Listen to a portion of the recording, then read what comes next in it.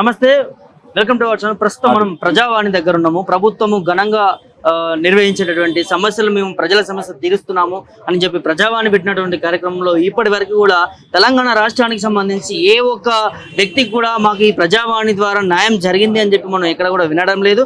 అదే విధంగా ఇక్కడ వారి సమస్యలు అర్జీలు పెట్టుకున్న నేపథ్యంలో ఇక్కడ ఎలాంటి వారికి రిసిప్ట్ కానీ లేకపోతే ఈ సమస్య మీకు ఈ డేట్ నాడు నెరవేరుతుంది లేకపోతే ఈ సమస్య మీకు త్వరలో సాల్వ్ చేస్తామని చెప్పి దీనికి సంబంధించి ఎలాంటి ఇన్ఫర్మేషన్ ఇవ్వకుండా ఖాళీ వీళ్ళకి సంబంధించిన అర్జీలు తీసుకుంటున్నారు తప్ప ఇక్కడ ఎలాంటి సమస్య సాల్వ్ కావట్లేదు అని చెప్పి కూడా మొత్తం చెప్తా ఉన్నారు. కొంతమంది ఉన్నారు, వారితో మాట్లాడి తెలుసుకుందాం. ఎక్కడి నుంచి వచ్చారండి? మేము పిట్ల మండల్ అండి, నిజామాబాద్ జిల్లా. ఏ సమస్య గురించి వచ్చారు? మాకు ల్యాండ్ విషయం, భూమి విషయంలో. మాది పట్టా భూమి. పట్టా భూమిని రెవెన్యూ వాళ్ళ పర్మిషన్ తోనే మేము పట్టా చేయించుకున్నాం 2013లో. మరి ఇప్పుడు ఆ పట్టా భూమిలో మేమే కబ్జాలో ఉన్నాము, కానీ రికార్డులో చూస్తే ఫారెస్ట్ అని రాసిండ్రు రెవెన్యూ దాంట్లో. మరి మీరు ఎట్లా రాస్తారు ఫారెస్ట్ అని?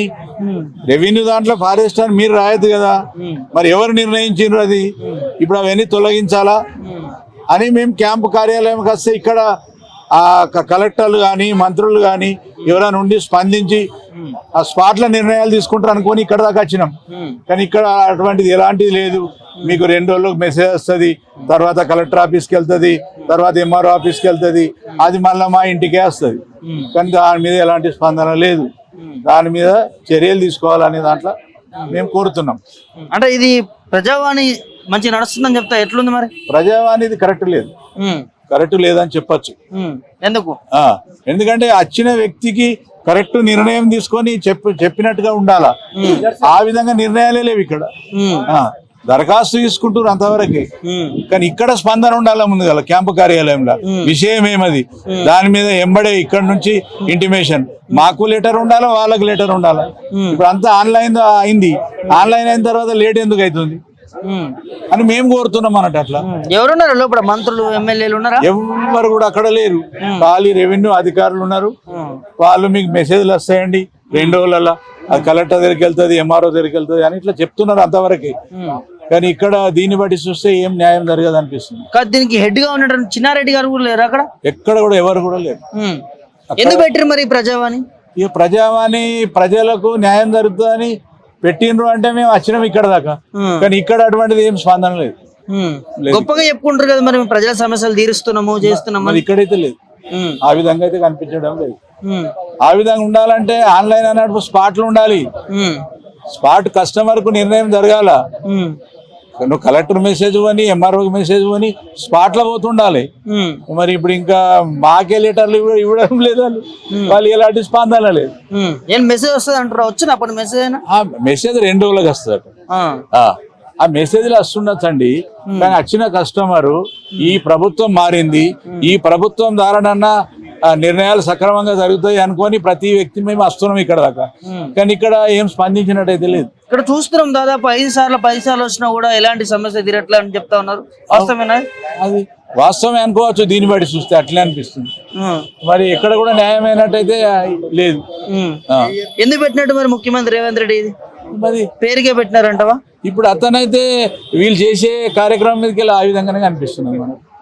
అట్లా అంతే అనిపిస్తుంది మనకైతే. స్పందన ఉండాలి కదా. ఇప్పుడు ల్యాండ్ ఇష్యూ, అది నిరుపేదలు భూమి, ఏం ప్రభుత్వం భూమి కాదు, కానీ దాని మీద చర్యలు లేవు. గొప్ప చెప్తారు మా ప్రజాపాలన ఎట్లుంది కాంగ్రెస్ ప్రభుత్వం వచ్చినాక?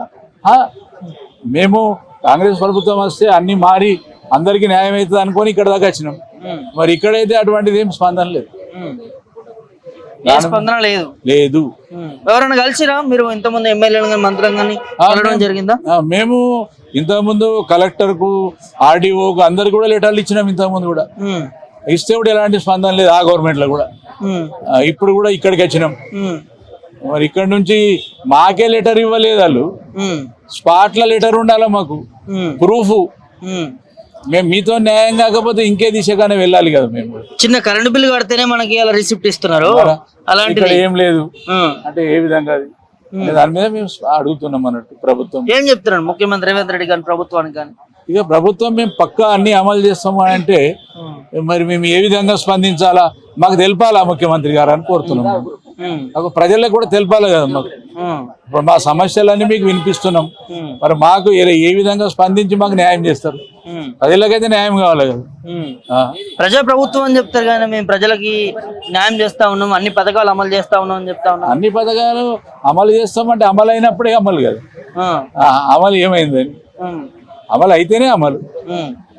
ఇప్పుడు అమలు అయిందంటే అయితే ఏం లేదు.